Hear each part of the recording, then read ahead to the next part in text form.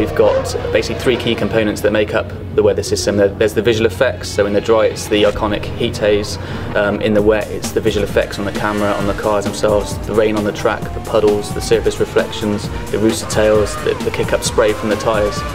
The second aspect is how those visual effects tie into the track simulation. The third part of the weather system is actually the effect it has on the gameplay.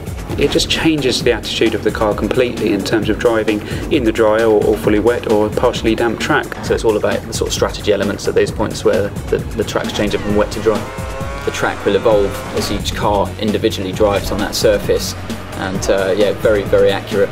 The track surface actually knows how wet it is. You'll actually find that the gamers on wet tyres on the drying track will try and seek out those puddles to cool their tyres and stop them from damaging. When you're in the car, you've really got no idea what the weather's doing, but the teams, they know by the radar where the weather is coming in from and how long it's going to last. And that's something that will be added into the game as well. You'll be aware of what the weather's doing roughly, and then you can make your call just like you would in real life. The weather system is set up to be completely dynamic for career. It changes over time.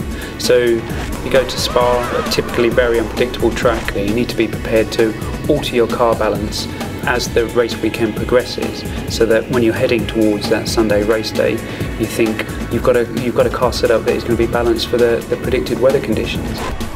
Players can be going along outside the points and maybe they make a gamble, the clouds come in, the sky's darken, and maybe you preempt that the rain's going to come there and you change your tyres early, and the player choice is going to be critical at those stages.